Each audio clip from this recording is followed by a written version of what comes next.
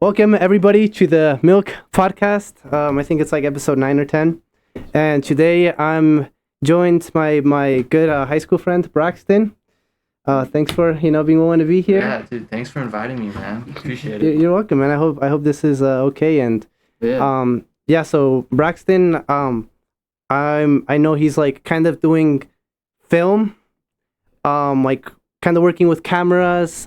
I'm not exactly sure, like exactly what you're doing, Yeah. but I thought it'd be kind of a cool, like interesting podcast just to kind of talk about it. I know I love movies. Most people love movies, Yeah. so it'd be kind of interesting to hear kind of like what it takes to, like work on that front and everything. Yeah. So yeah. And for today's as you know, every episode we do some dessert. Braxton asked me for cookies. I asked him what Yeah. kind, and he said surprise me. So Yeah. just kidding. I picked these out.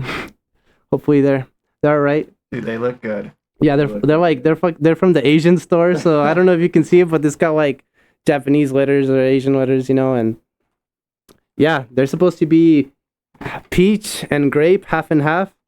We'll see how they turn out, man. Yeah. I'm excited. I've never seen Oreos like that before. I saw this and I'm like, oh, he's gonna love these. Yeah. Hopefully.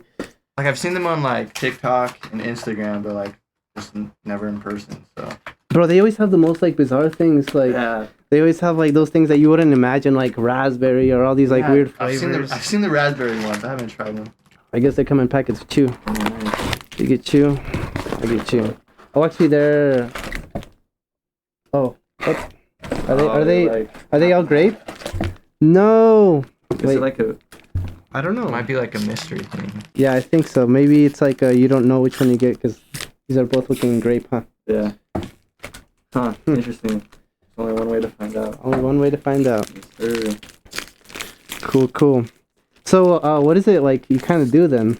So it's like pretty much like normal college, Mm-hmm. pretty much. So like you have to finish your generals, Yeah. obviously, Mhm. and then it's just like any other major where you kind of have like these classes, and as you work your way up, it gets like more advanced and advanced. So you want to obviously start with the small ones, Mhm. but there's 4 kind of main classes that you'll make short films in, Mhm. and those would be intro to film, intermediate to film, advanced productions, and your capstone. Mhm. And so how, at least for me, how intro and intermediate were set up is intro, you just learn the basics of like every department and like just a quick overhead. So you don't Mhm. really dive in like into depth about anything too much. Mhm. That is in like intermediate, but so intro you just learn about all the basics, and then about like kind of midway through the semester, everyone has to write a 4-page script, Okay. and after that, the following week we will read them, and then the class will vote. Oh, which 2 are like the best, Mhm. and so after the 2 are voted the best, then the class gets split up into half, Mhm. and one half works on one film and the other half works on the other film. And when those 2 get chosen, you put in what you want to do. So you write, like, you make a list of like the top 5 kind of jobs that you want to be in. So I put directing as number 1. I think grip, which is kind of like it's your lighting pretty much, and anything electrical. And I forgot the other 3, but I was very blessed and fortunate that my script got actually chosen, so I was able to direct it. Oh, tight, So tight. I got to direct just like, I think it ended up being like a minute 30. Mhm. But yeah, I ended up directing it, and I liked it a lot. And at the end of each semester, we have these end of year screenings, Mhm. and so all the films that were made are going to be shown at the screening, and anyone is like welcome to come and watch them. So I liked it a lot. I thought it was pretty cool. And then intermediate, I just got done doing last spring, Mhm. and how that's set up is you dive more into depth Mhm. into each like main department. So you have cinematography, which is your camera department. You have grip, you have audio, and you have AD, which is like your assistant director, people that are gonna just make sure you're on track, on time, and then everyone else is everyone is a art director and a producer. So when you're doing these boot camps, you're gonna be learning each of these jobs, and your small groups are gonna be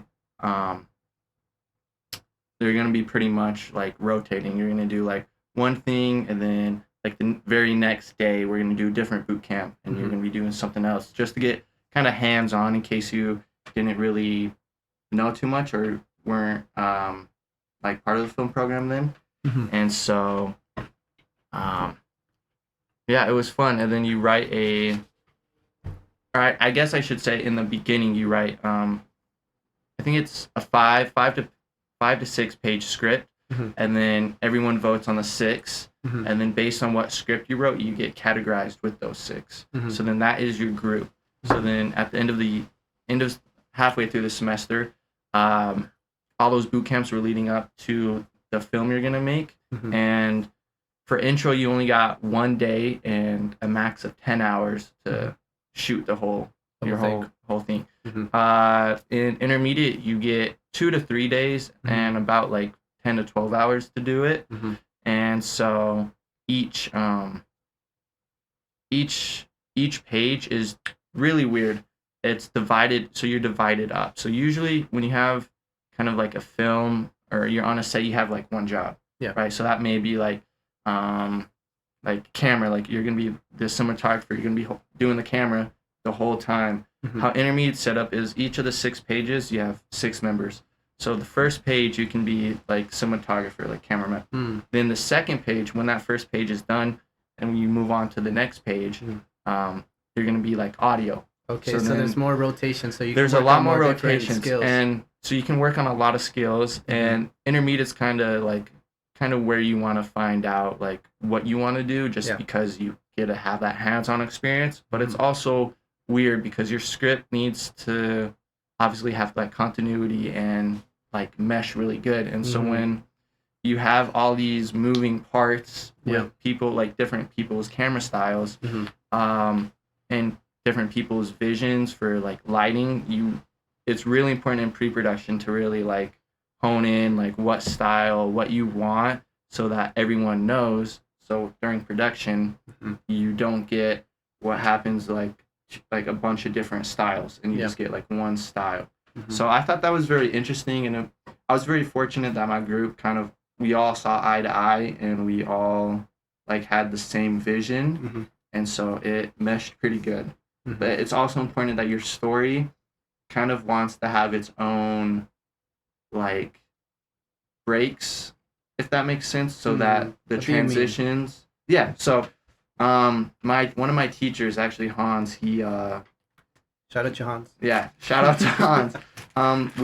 So the girl that came up with the story, her pitch was this guy, this PA, like this nurse, he's very new to the whole like hospital scene. So he's walking into work, and it's like absolute chaos, like he doesn't know what's going on, and he's tasked with going down to the basement of the hospital to get more red wristbands, because the red wristbands are a sign that you're dead and the dead can come back to life.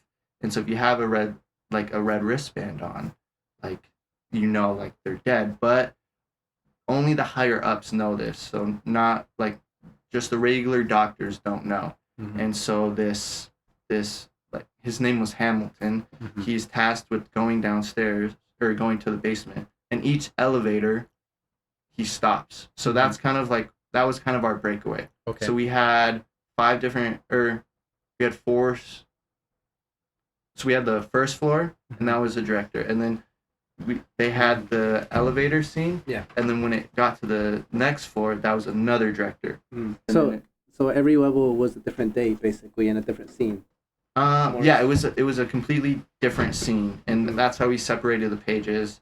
And for us, that kind of made the most like sense, because as each floor goes down, you kind of get a sense of like what's happening, and it goes from chaos to more quiet until he meets this patient. And this patient goes to him, I believe, on the fourth floor and follows him all the way, or no, meets him on the third floor and follows him all the way down to the basement to kind of the climax where he finds out that he's dead, and that's kind of how the movie ends. Okay. So it's more, I would say, like a thriller than anything, but I really enjoyed working with it. The I guess my coworkers, if you will, were really cool, and it was just amazing. But yeah, so that's how a lot of kind of like the intermediates were set up. Is they kind of had like these like kind of easy takeaways. That way, you can really like transition really nice. Because if you just have one like just one story, it's very hard to have a moment like have a spot where you can cut and switch. Yeah. And so, and if you look at every movie, you can there's there's not a whole lot of movies that have like more than like two directors. Like most are just one directors, and all the movies kind of have like just one person doing one job. Yeah. But yeah, it was fun. I liked it a lot. Yeah, I liked it a lot. Well, thanks, man. Thanks for kind of this is the intermediate quest, right? You said, and that's the one that where you break it up into different kind of like positions. Yeah. Would you say that you like the intermediate one or the like beginner one a little bit more? I think I gotta say intro. Intro, because that was yours. That was your story, like straight up, what was that story about? Kind of. It was 1:30, so it was a pretty short story. But... Yeah. So it was.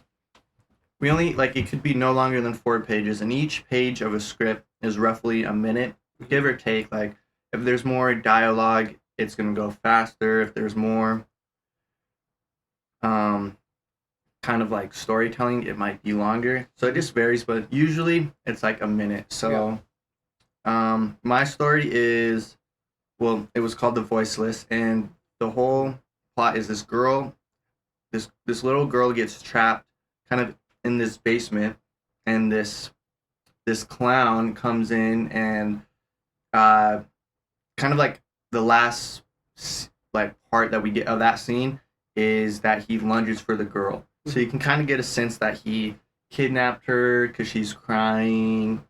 There's blood everywhere, so he like beats her up and does other things. And so then it cuts to this girl waking up, and she has kind of this board, this conspiracy board, and it has a picture of the clown. It has the girl in the opening scene that it's her daughter, or it's her sister. Okay. And so you can kind of see these news articles that kind of like lead you like, oh, okay, like she knows who the clown is. This is her sister. And so we see her pick up a knife, put it in her bag, and as she puts the knife in the bag, it cuts to the classroom, her setting down the bag in the classroom. And so she's in this classroom as this professor is walking in, and she's looking at him. And we find out that this professor ends up being the clown, just based off of the face. And so then he's just, talking really about just like, oh, sorry I'm late, like I couldn't get those darn kids to like just like some quick lines like that to like get the audience on edge. And so then it cuts. How I wanted it to go was that it would cut back from kind of just the classroom to just the clown and her talking, and it would keep on cutting up until the final this kind of fight scene. How it happened was that we didn't get enough. Like we were on a time crunch. We only had 10 hours, and the main actress and the little girl actress were both in a play that started at 5. So we were really just trying to fly by scenes, so we couldn't really get much. Well, no, we ended up getting the fight scene, much like safety shots. Like you think you got it, let's just get another one just for safety, just in case we miss stuff. But so we didn't have a lot of time to do that, and for kind of an intro film, it was very ambitious because what ends up happening is there's this fight scene where we had to choreograph, and actually the main actress Mhm. act, Actress, yeah. actress, her name's Kaylee. She actually took her time to actually choreograph this whole combat scene. And so when we got there the day of the film, they kind of knew kind of their sequences where they had to be, but I also kind of gave them the freedom to like, if you want to improv some of this, right? Yeah. Like you totally can. Mhm. And so I liked it a lot, and it was hard because we would constantly change angles of the Mhm. camera, and we actually tried to do this one shot where we would like kind of circle them. So Okay. everyone kind of like there had to be watching the camera to like follow, make sure they're not in the shot, and it That's was hard. difficult. It was very hard, yeah. But at the very end is she stabs the professor to death, and it Okay. cuts to the classroom, Mhm. and the classroom, everyone's like their teacher just got killed in whoa, front of oh, them. that's in the classroom. Okay. Yeah, and so they all run out, Mm-hmm. and the camera turns to her, Mhm. Phoenix, the main actress, and she lunges for the camera. So that's how it ends. What ends up happening to the sister? She's dead. She died. Oh Yeah, man, early on, yeah. was that like in the scene, like they like show her like gravestone or something? Or? No, but early on when she wakes up from that kind of the opening scene on the conspiracy board, it has a news article about how she died. Oh Yeah. oh. But Man. yeah, it was, I think going into it, like I just wanted to do like a lot. Like there was blood, there's a combat scene, there's like Yeah, that's a lot of stuff for a there's- fucking minute, man. yeah, A minute. so, yeah, and just like how it is like advanced. So like capstone, and you get is only in the spring, but they get like first come first serve, so they get all the best, and then it goes to advanced, they get the next best, intermediate, and then intro. So right now, intro and advanced are in the fall, Mm-hmm. and then in the spring is intermediate and capstone. Mm-hmm. So if you're intermediate or intro, you get kind of like the bottom of the barrel. Mm-hmm. So we weren't working with a lot, right? We had forgot the camera, but it was not a nice camera.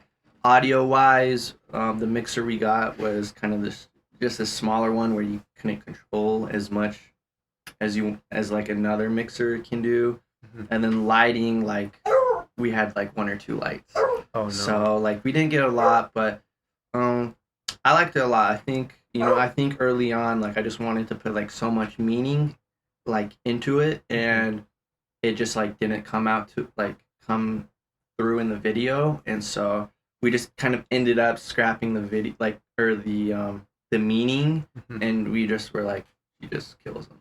Uh-huh. So it was definitely a learning experience, and So what would you have wanted the meaning to be like more so if you had a little bit more time? yeah, if we had a little more time, and I would say like a few more days, I definitely wanted it to have more of like a feeling of like because what happens to the little girl is that I wanted the meaning like this clown, he kidnapped her and like sexually assaulted her and abused her, and so I wanted that meaning for Phoenix to have. The meaning of Phoenix to have was that like obviously that's wrong, that's not okay, but Phoenix avenged her sister and Mhm. killed the clown, and kind of that last scene where she lunges for the camera was Yeah. like, if you do this, that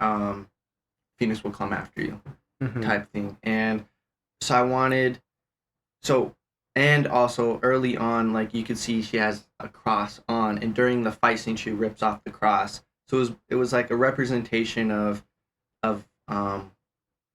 like kind of like good versus evil. Mhm. Like, so in the very beginning, I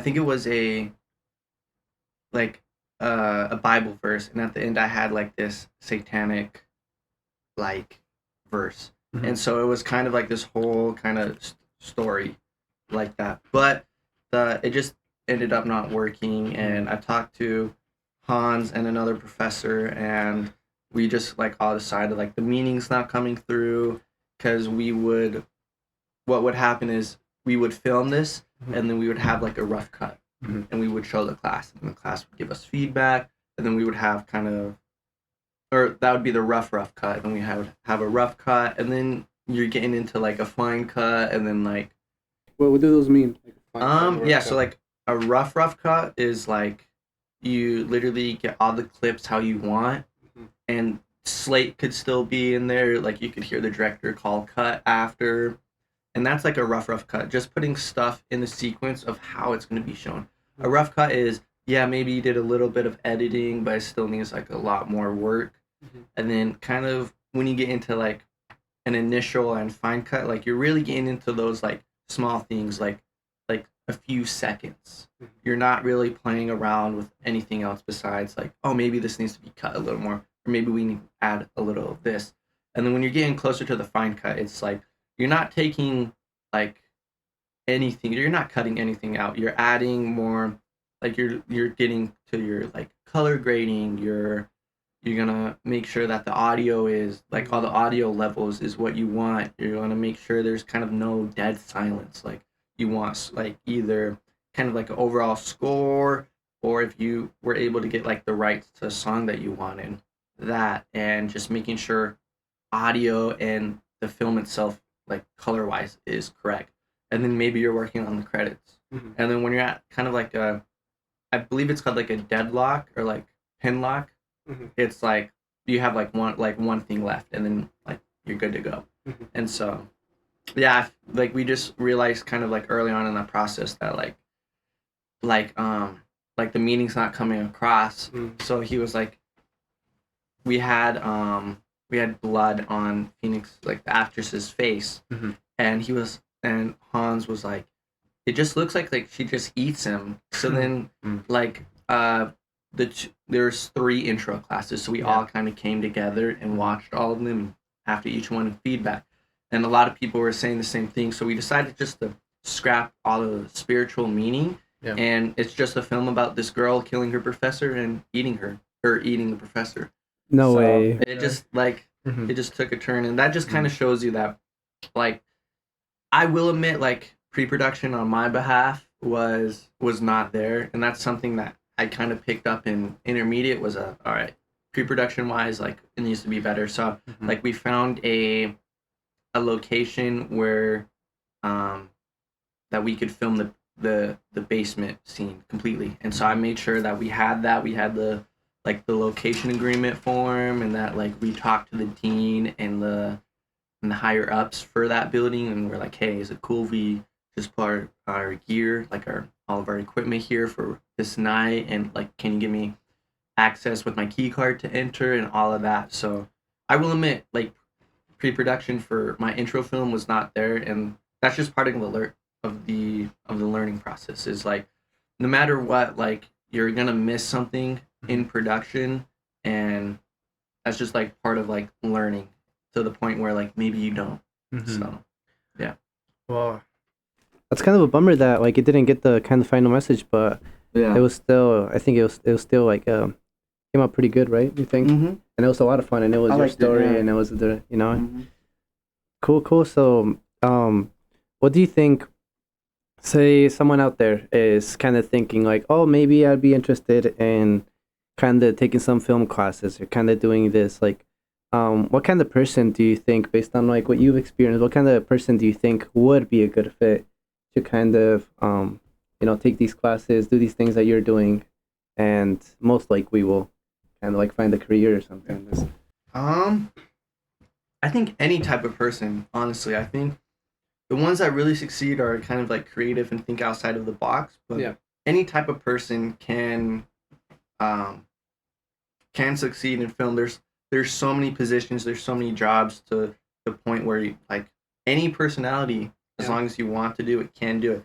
If you're more like strict, you want to like make sure everything is like done how you want it, like maybe an executive producer, those have the most power, those get like almost the final say in the matter of like how it happens, because what happens is you get a screenwriter writes a script, and then their agent finds kind of just some production companies. Hey, like, you want to read this?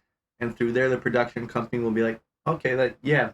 So they'll get some executive producers from that production company, and then they'll hire everyone else. So a lot of people think, oh, the director's hired first. No, it's the executive producers. So in theory, like, the executive producers can fire the director.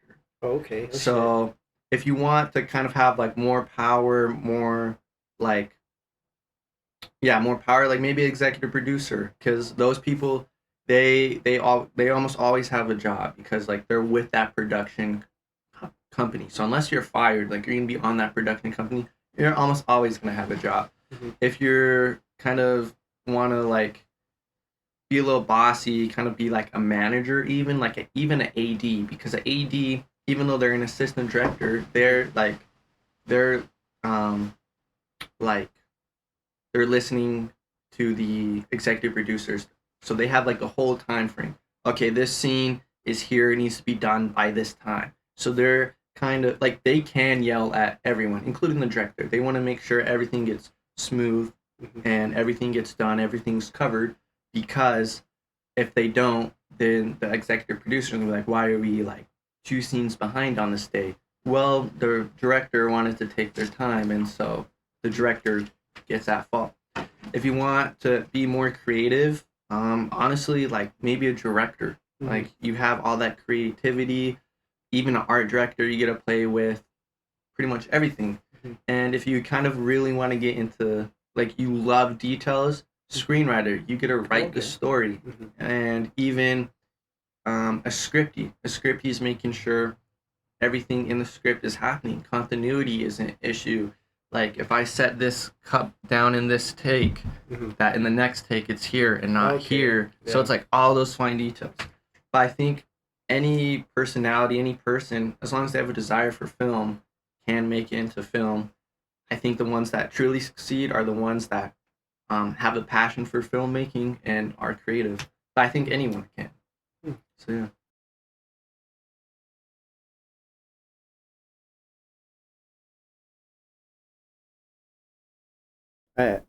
I didn't even think about the continuity thing. I think like that's like one of the things that we kind of oversee. Yeah. And there's all those positions that you said. I was like thinking about it, and I didn't know a lot of them, but but it makes sense, you know. There's the guy that says, okay, we gotta be on time, and then there's the guy that, you know, kind of under him that's also trying to keep everyone you know, on time, but is also kind of giving, you know, overseeing them. And then there's the director. I thought, I didn't know, you know, I don't know much about film, but I thought the director like was the top, you know, but obviously he's not. The producers definitely have, because the producers are funding it. So like the director's just there to kind of direct the actors, to talk to the cinematographer, make sure everything in the frame is kind of how they like it, make sure like the gaffer who's over the lighting, like all of these people know like what to do. But like the director's main job is like to direct the actors. It's part of like, it's the title. Yeah, that's true. Yeah. So what are you thinking about like kind of moving into? Well, I'm taking an editing class this fall, and editing just looks a lot of fun. You get to kind of cut, and you get to talk to the director, and you just get to kind of edit the whole movie, and you get to play around with it and the different sequences. Like it could be like the director had a vision, and then in post-production when you're editing, you just swap a few scenes around and it has like a whole nother meaning. So you have a lot of like control over everything, and you get to talk to the director and make sure like, hey, like, is this right? Is this right? And so that's something that I'm kind of interested in. I've played with editing a little bit in like Lightroom, Photoshop, and DaVinci? or not Premiere. Premiere. I've heard a lot of good things about DaVinci, but I personally haven't used it. But I know a lot of my photographer friends absolutely love DaVinci Resolve. But so I've played with Premiere Pro in audio and in a few other classes, but I'm really excited to dive in depth and that might be something I want to do. But Mhm. as of right now, I am kind of more focused on kind of like the camera department. The camera. Right Okay. now, I'm like first and second AC, Mm-hmm. and what that is for like more small productions and especially short films, like a second AC is going to be doing the slate, is going to be making sure the camera's batteries and the camera rig, it's called a V block that powers the monitor and all the camera equipment is Good. charged. So you want to make sure batteries, right, there's fresh ones, making sure checking up that the old ones don't die during the middle of a take because it's bad. Yeah. Making sure that if there's any lens changes, that you got the correct lens and you're gonna do that for the cinematographer. If there's any like rigs, like What's rigs? so And like what's a sled too? what You said sled too, right? sled? Yeah, or no? I Like sled or something. slate. Oh, slate is it's like that classic like clapper. That will so it has like the production name, it has the Okay. cinematographer, has the director, the date, and Oh it's in order to yeah. keep track. So Mhm. it helps sync audio, Mhm. but also like make sure you have all the takes Okay, and so all that it's like all the scenes. it's like all the information, right, of like the scenes and kind of.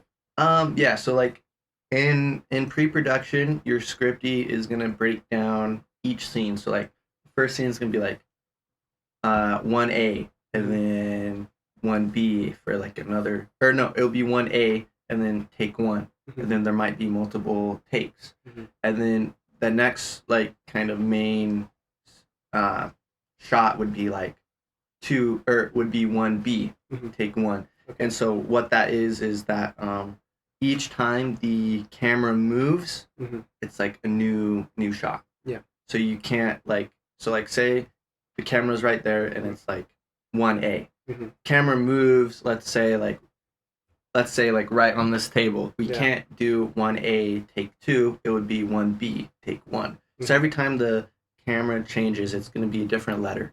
And each of those letters have like a different thing. So like it's mainly military codes like Alpha, Bravo, Charlie, Delta, Echo, Foxtrot, and so on. Mhm. But a lot for like from these short films, like especially kind of like in college, like people mess around. So like Alpha could be like animal or like an inside joke. Like you could kind of like depending on like how Listen. yeah, like it can literally be anyone. Like in one of the capstones, I started doing people's name that were on the production. Okay. I'll just say their name. Mhm. But so that's what Slate is. And then what was your oh rigs. Mhm. So you the rig is like the camera as a whole. So like the camera can be as easy as like camera, lens, tripod, Mhm. right? Or if you want like a a small kind of monitor on top, then you're gonna need a cord with what's called V block, Mhm. I think, or like a V brick. I forgot.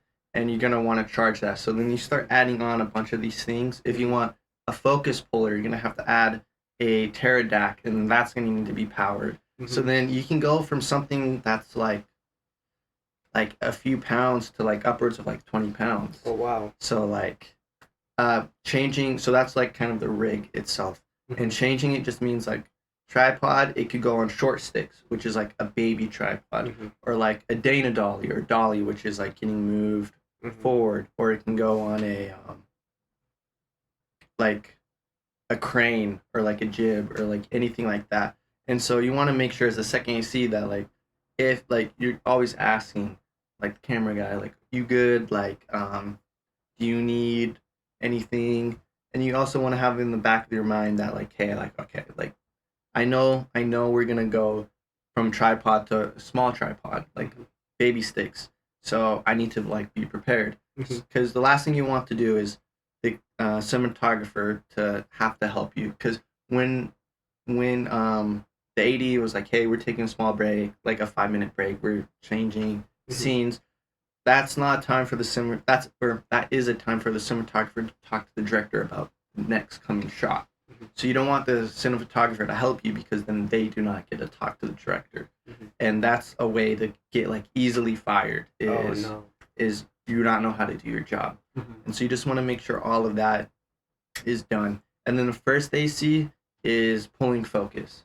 So like say you're here and like I'm here. I'm gonna be focusing on you, and then maybe like when you talk, I'm pulling focus to you, and then go back. So what happens a lot is like soft focus is when you're like not really in their face, or when you're like focusing like on this. And so first ACs in kind of like Hollywood or like as a like filmmaking all get fired the easiest because like that's like money, right? Like the more takes you have to do is the more money you have to spend on everything because more time paying the actor, actresses, and oh, we can't move on yet because well, we're doing like 8 takes because the first AC can't pull focus. And so a lot of ACs will get fired if they're not on it. And I it's very new to me. Like I've only done it 3 times, and so I still sometimes I Get pull this fired. off. Yeah, I get no, I get they're like, hey, like you need to pull your shit together. Yeah, That's cool. pretty Yeah. much. But so that's what I'm focused on. But when you look at like bigger production companies, like we're talking like feature films, like movies, like stuff like probably like Barbie, Oppenheimer, Mission Impossible. Those films probably had a person for each thing, a person for slate, a person for lenses, a person for batteries. So, but when it gets to smaller, like small film, like short films and smaller budget films, like you don't have the money to like, oh, I want to hire one person for each. So it's just easier to condense all of that to one person. That's a lot of stuff, man. Yeah. You got to do all of it.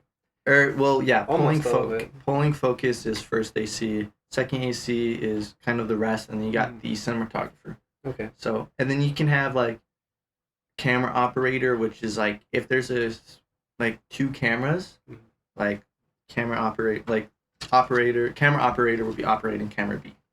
And so, but other than that, like it's pretty much like short film wise is probably like all of the camera department. So I kind of want to be in the camera department.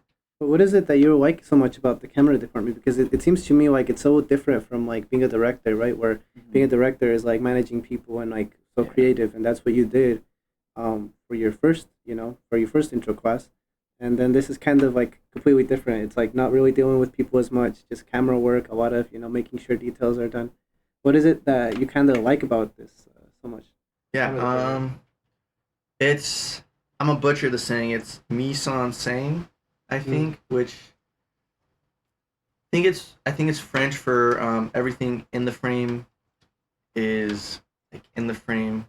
It's something really weird like that, but it's like you have control over everything in the frame. Everything in the frame like is like to your disposal. You can, do different lenses. So if you want a wider thing, like maybe like if a 35 millimeter lens is going to be better, or like 18 because you get the whole thing, or maybe you want kind of something that can do both, like a 50 millimeter lens, or like say you want in a close up, like maybe a 125. So you kind of get like you get to play with the lenses. You can play with the shot. Like, do you want like extreme close up where it's like eyes or head, or eyes and forehead, a kind of a close up where it's just the head, a medium, a cowboy, a full extreme wide. You get to play with like the lenses, the camera, like lengths and the angles. Like if you want to like make it like if you want to fully extend the tripods and kind of make almost like a like overhead kind of shot, or like you want like a small shot, like you can truly like play with all of this. So you kind of get like a creative freedom from that, where you can kind of make a shot list of like with the director, oh hey, I thought about like this and this. So you get like just like creativity from it. Okay. And it was during, we call it capstone season, and capstone is like the last opportunity to make a short film, and that's the one like the whole film program, like everyone wants to be on, because the capstone is the senior's kind of final project. Like in different majors, you'll have like maybe like a thesis paper, like one big project. For film, at least at my college, it's like your last short film. And the film can be like, I think anywhere from like, I want to say like up like no more than like 20 pages or something. So like they are longer, and they are gonna be like more of a budget. Like obviously you're gonna have to promote and advertise your capstone, but there's a capstone last spring that we have a studio B, I believe, like this old studio we don't use, and built he got construction guy, and he had some of like he had I was able to do it, but he had like anyone, he was like, hey, can you help me, anyone on the production, help me build this. And he built kind of like this small restaurant. Oh shit. And I think, man, if I heard him correctly, I think he like $6,000. No. Because he just made like he got wood, he built this entire, like something like almost like this shed kind of. And it was probably a little bigger, but he found like these old like these really old, like nice, like kind of restaurant seats. He built tables, he built like this bar, he built this little thing for like a singer, and obviously he had like someone died, so there was blood. And so like those capstones can be like a lot of money, and it's also a great opportunity for IMBD. Because how you get an IMBD is a film has to make it into a kind of a film festival, and then they can put, like, if you're on it, they can create an account for you. That's the only way you can do it. Like in a film festival or like into the movies is how you get your name known. And so advanced, you get like some people who try to push it into film festivals. Every capstone is all the directors, all the producers are pushing for it to be in multiple film festivals, because that's the seniors' way of getting known. Is like, oh hey, like, I directed this, here you go. And so that's a great way to get your name out. And so that's what we call capstone season. But I was in I believe it was called This Is Not Home, and it was directed by Kaylin Walker. And I think I was originally just gonna be a grip on it, but then she was like, hey, second AC can't make it, you want to be second AC? And I was like, absolutely. And was this a capstone? This was a capstone, yeah. And her boyfriend was the cinematographer, so I was working basically for him. And it was just like, it was kind of life changing, I would say, just because like I didn't really know what I wanted to do. I was like, oh, like maybe I'll write, maybe I'll direct, but like I don't have like a solid backup plan, because like every filmmaker kind of wants mainly to be able to write and direct something. And so like writing and like maybe directing is like kind of like the first one I wanted to do. But I was like, oh, maybe I'll just like get random jobs. But through that through that film, I was like, oh, like camera department is really cool, I get to kind of do all of this. So I was like, I like it. So that's what kind of like changed my mind. And early in the fall, my roommate, he had an advance, and this was my second or third film set I've ever been on. And he was like, you want to be first AC pulling focus? I was like, I have no idea what that is or how to do that, but sure. And so I did that, and it was fun. I did, like, they were like, hey, like was that soft? I was like, yeah, like it was soft. And like there's times where I felt like very pressured, like, oh my goodness, I have to get this right. But it was just overall like a fun experience, and I liked it a lot. So those two sets like really helped show me like camera department, and that I was like, oh, I like this. So I think it might be like a while before like I do like become cinematographer. I hope by like my senior year that I'll probably be able to like shoot like one or two capstones, but I'm not pushing for it just because like I know I'm super new to it, so like I'm just gonna take my time and like. It'll be super cool if you like, you know, get you do a capstone and kind of be like in a kind of bigger film, you know. Yeah. And yeah, man, I feel like if you ever end up doing that, like I'd absolutely love to have you come back and kind of tell me about your whole experience, because that's like more of a serious project. And bro, it would be like mind blowing if that ended up like being in a festival or something. Yeah, no, that would be so dope. I'm hoping. I have like a rough idea. Still like I have like a really rough overview of my capstone, but I'm gonna push for my capstone to be into the film festival for sure. Well, to kind of like wrap this up a little bit, well, what's like one of your favorite movies of all time? Just all time. Yeah, one of your favorite one, not necessarily the favorite one, but just one that you really like. I can go first. Give you some time to think. One of my favorite ones, no surprise to anybody, is Coraline. Ever since I was literally really I think it's like a semi, not horror but like scary thriller. Yeah. And it scared me so much when I was little. Yeah. But like I loved it at the same time, and I just kept rewatching it, and just like the animation and the characters is so beautiful, but it's so scary too. Like the beldam and like the slow reveal, and the thing like it's so scary. To me, I think was that like she loses her parents, which as a kid that like scares you, but at the same time it's kind of based on like neglect and kind of this fake world that like resembles reality but isn't quite reality. And any like movie like that where there's like something that resembles reality but you're like, hey, something's off, that kind of gets you like a scary feeling. I don't know if you've heard of the Mandela effect. Yeah. If you don't know about the Mandela, it's there's like the series on YouTube, and it's based on like these people, these like things that they look like you, but they're not you, obviously, and they're like they're like distorted in some way, but it's like super unsettling. And you're like looking to a corner, and there's just like this like person just kind of smiling at you, and it's gonna get you like, oh. But I really love like those types of movies, like unsettling movies. I think what I really like about movies that are kind of like thrillers or kind of scary that is done right is the cinematography. If the cinematography can make it so that the suspense and the build-up is really good, and you really feel like you're kind of in the movie or in that scene, and you kind of like you just like start to feel that stomach and that feeling in your stomach, that's good. That's people doing good, cinematography, good camera work, good angles, and all that stuff. But yeah, I love Coraline. If you can't tell, got a little Coraline up there. Yeah.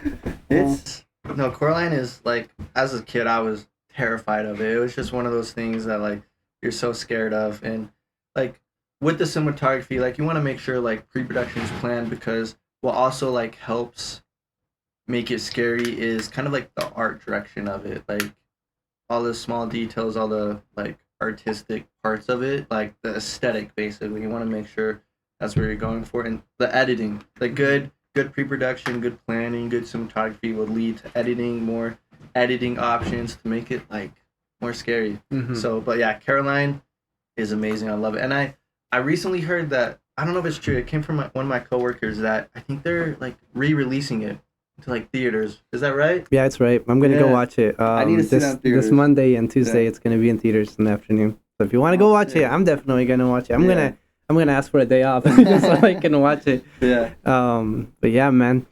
What would you say is like one of your favorite movies, man?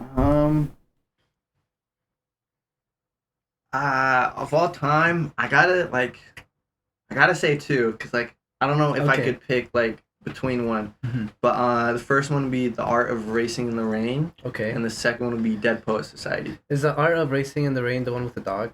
The one with the dog and the racer, yeah, with the Ferrari driver.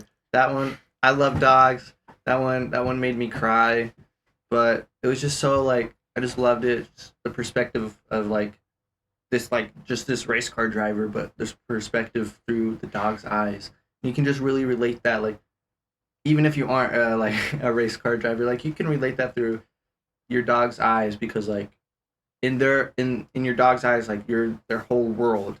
And for us, like our dogs or any pets, or we're just like, we're just their lives are just a fraction of ours. So it's like really just like interesting to like just think about it, and it's a very heartfelt movie, and it, I mean, made me emotional, made me cry. I will admit that.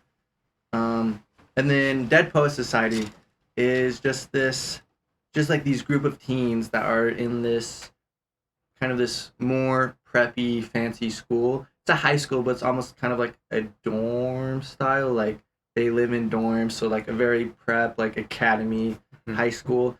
And there's this new English teacher that a lot of all these other teachers are kind of like really strict, and this Robin Williams plays the teacher, Okay. Oh. and he's like less about like school and more about living your life and poetry, and really like the core group of kids like hate poetry, and by the end of the movie he gets them to absolutely love poetry, restart up the Dead Poet Society, and the ending, I'm not gonna spoil it in case no one else has seen I it. haven't seen it. I want to watch it. Yeah, the ending is very heartwarming, and I don't think it made me cry, but it made me like emotional just because a few of the characters. But those are my top two probably of all time, I would have to say. If I had to give a top two, yeah. I'm gonna definitely have to watch that. Fun Yeah. fact, well, not necessarily like a fun fact, but kind of like a tiny little story. The art of racing in the rain. I saw that with a friend, and she had like a husky and like a puppy husky, and we fucking sneaked those. We sneaked them in the movie theater. We got well, she kind of convinced me. I blame it on her. Yeah. But yeah, we put the baby puppy in kind of like a backpack, and I carried the backpack. And she put this like harness on like her like the mom, the husky, and to make it seem like it was a service dog, and it wasn't a service dog. And we we went in the movie theater and we watched the puppies, and we watched it with the puppies. And yeah, I definitely love that movie. Yeah. The racing. I wish I saw it in theaters. Oh, it was pretty good. It was definitely something. Well, again, thank you so much, Braxton, for being willing to being on my podcast. Yeah. And yeah, man. Before we go, do you have like any message or anything that you'd like to say to my fucking 5 viewers? Man, yeah, like not necessarily like filmmaking, but like if you have something you like a passion, even if it is just a hobby, I say just go for it. Life's too short to not try it, and you never know when your last day is, and you don't want to be on your deathbed saying, man, I wish I started that podcast. I wish I had gotten to film. I wish I did my passion or hobby. So I'll say just go for it, man, and just live life, love life. Yeah. Live, laugh, and love. Yeah. Live, laugh, love. Yeah. For All right. sure. Thank you so much for watching again. Yeah. And thank you, Braxton, again. Yeah, of so course. Much Thank you being for here. having me. Yeah.